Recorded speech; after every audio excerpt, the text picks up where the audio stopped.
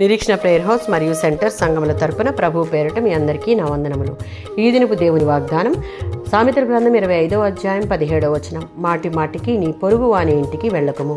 సామెతల గ్రంథం 25వ అధ్యాయం 16-17 వచనాలలో ఎంత మంచి వస్తువైనా అతిగా వాడడం వల్ల అది చెడ్డదవుతుంది. కాబట్టి అతిథి కూడా మితానుభావం కలిగి ఉండాలి.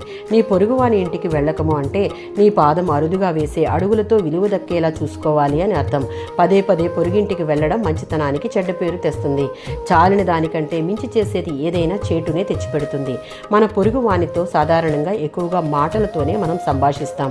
అవి ఎలా ఉండాలి అంటే సామెతల గ్రంథం 16వ అధ్యాయం 24వ వచనం.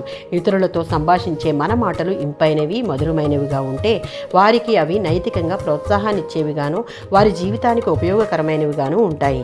సామెతల గ్రంథం 24వ అధ్యాయం 13-14 వచనాలలో మన ఆత్మకు జ్ఞానం తేనె లాంటిది. ఆ జ్ఞానం మన జీవితానికి ప్రయోజనకరమైనది, ఆహ్లాదకరమైనది. ఆ జ్ఞానం దేవుని యందు భయభక్తులు కలిగి ఉండటం ద్వారా మనం పొందుకోగలం. సామెతల గ్రంథం 3వ అధ్యాయం 15వ వచనం. దేవుని ద్వారా పొందుకున్న ఈ జ్ఞానం ఈ లోకంలో విలువైన వస్తువులైనటువంటి వెండి బంగారముల కంటే విలువైనవి, శ్రేష్టమైనవి. వీటిని సంపాదించుకున్నట్టుకు విశ్వాసంగా ఆశ కలిగి దేవునితో నిత్య సహవాసంలో ఉండాలి.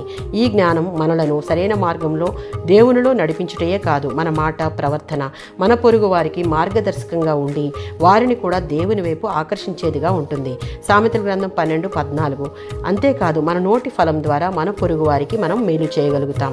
వారి యొక్క అవసర సమయాలలో దేవుని ప్రేమతో మనం వారికి సహాయం కూడా చేయగలుగుతాం. అది మనకు మంచి ప్రతిఫలమే ఇస్తుంది, దేవునిని మహిమపరిచేదిగా ఉంటుంది.